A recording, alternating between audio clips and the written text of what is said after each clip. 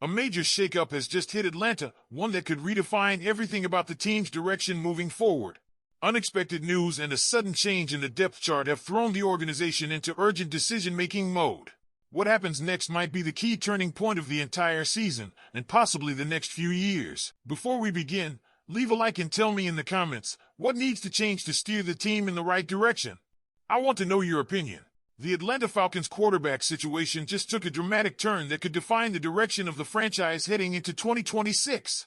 With confirmation that Penix Jr. will undergo surgery for a partially torn ACL, sidelining him for at least 9 months, the Falcons are forced to confront the kind of offseason turmoil that could reshape their quarterback room and possibly their entire coaching staff.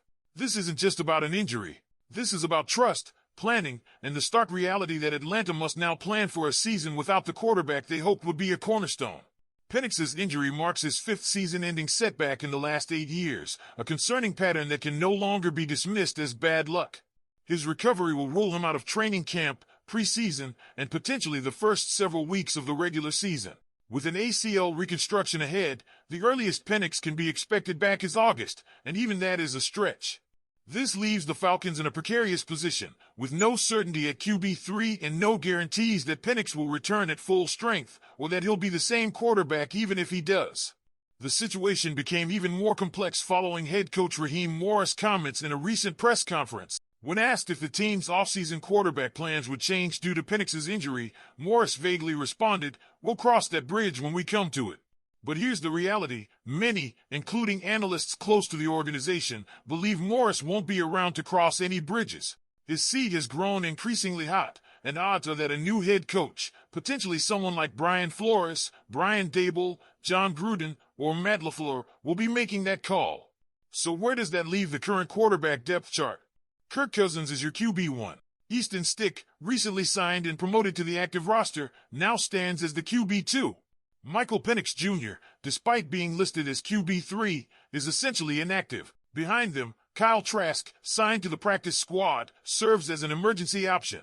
Trask, a former second-round pick by the Tampa Bay Buccaneers and once a college teammate of Kyle Pitts, has only appeared in 7 NFL games. He's likely destined to remain a backup or practice squad journeyman. But this isn't about Trask. This is about Cousins and what his presence means for the future. Cousins is under contract for 2 more seasons, but here's the kicker. He holds an opt-out clause after this year. And with a possible $35 million in cap savings on the table if the Falcons designate him as a post-June 1st cut, the decision isn't just about performance. It's about value. It's about building a roster under financial constraints. It's about risk. That's why this stretch of games for Cousins has become his audition, not just to prove he can lead Atlanta's offense, but to prove he's worth retaining at all. And let's be honest, the Falcons brass has likely seen enough to have doubts. Cousins hasn't necessarily flopped, but he hasn't secured his job either. If he gets hurt again, he's now 37 going on 38. That decision becomes a no-brainer. So what's the plan? What if the Falcons do move on from both Penix as a starter due to his injury and Cousins due to cap space? What does Atlanta do then? Enter the quarterback class of the 2025 NFL Draft. There are no first-round picks for the Falcons this year. That's in the hands of the Los Angeles Rams. So the second and third rounds become critical. Names like Lenora Sellers, Jaden Maiava, and Cade Klubnik are now at the forefront of draft discussions. Sellers is seen as a long-term project, raw but brimming with physical tools. Maiava is a more polished passer but crumbles under pressure when the pocket collapses. Klubnik offers the best deep ball in the class but is very dependent on his first read and lacks the frame of a true dual-threat quarterback. None of these prospects scream immediate starter. But that might not be what Atlanta needs. They may be searching for a developmental quarterback who can sit, learn, and possibly take over mid-season if Penix isn't ready, and if Cousins is out of the picture. The real challenge is the ambiguity. There is no certainty. Every option has risk. Stick is unproven. Trask is underwhelming. Penix is injured. Cousins is aging. The draft is a gamble. And free agency?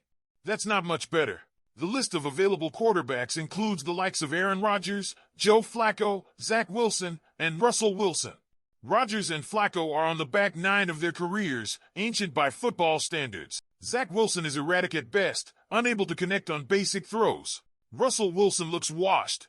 None of them are realistic long-term solutions. This leaves the Falcons with few good options. And in a season that many hoped would finally bring clarity to the quarterback situation, it has only delivered more chaos. Still, amid the turmoil, there's a silver lining. This is rock bottom. It can't get much worse. And that means there's only one direction to go from here, up. So let's ask the real question here. Should the Falcons go all in on drafting a quarterback this offseason, knowing the risk, or try to patch things up through free agency? What do you think?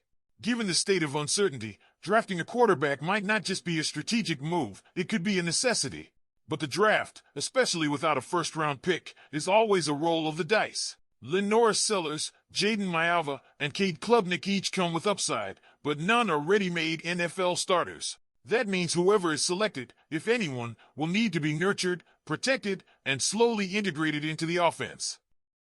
Which brings us back to the heart of this conversation, trust. Who do the Falcons trust to lead this team in 2025? If it's not going to be Michael Penix Jr. due to health, and if it's not going to be Kirk Cousins due to cap and age, then the Falcons are left in a race against time to find and develop someone new. The good news? There will be a new head coach. That alone represents a seismic shift in direction. Whoever that person is, they will enter with full awareness of the quarterback dilemma and, presumably, a plan to address it. Still, the front office can't afford to delay.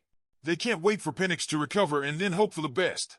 That's not how competitive franchises are built. That's not how sustained success is created.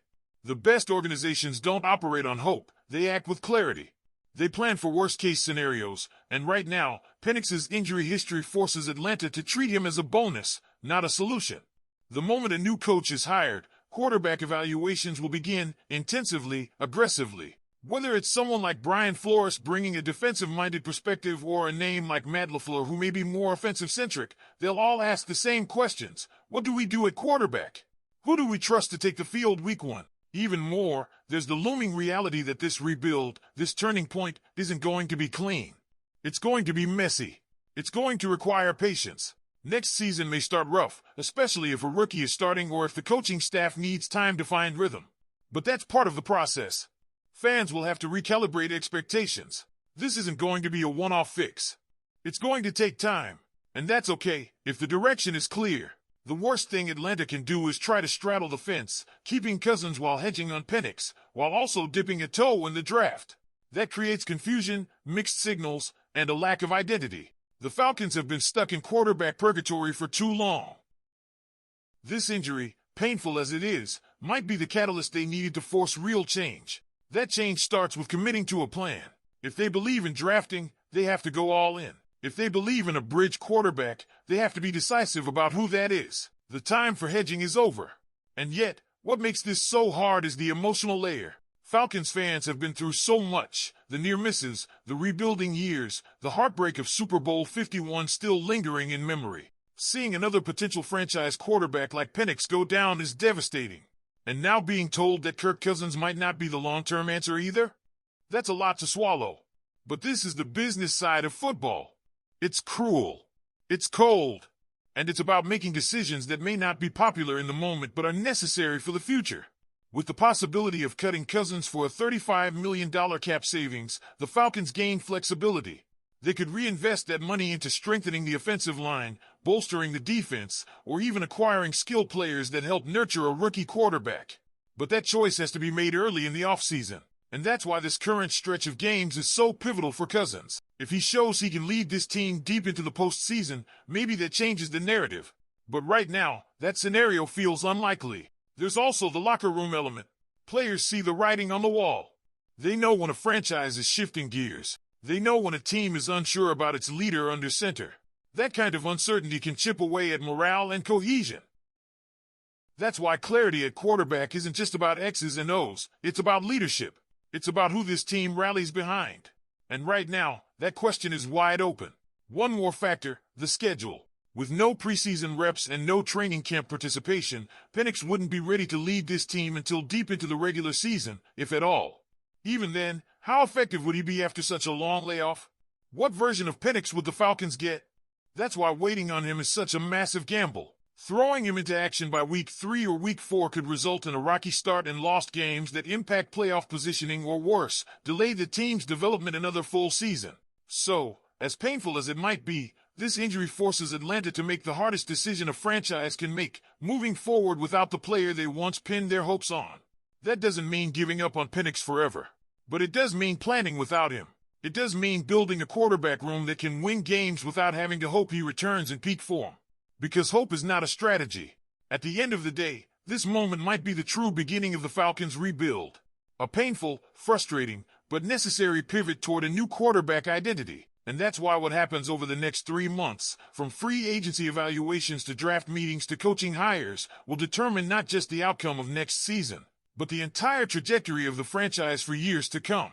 So if you're a Falcons fan, here's what you need to do. Stay locked in. Don't look away now. Because while the season may be unraveling, the groundwork for a brighter future is being laid, one tough decision at a time. And if you want to keep getting these updates the moment they drop, make sure to hit that subscribe button, give this video a like, and don't forget to click on the next video that's on your screen right now. Go Falcons!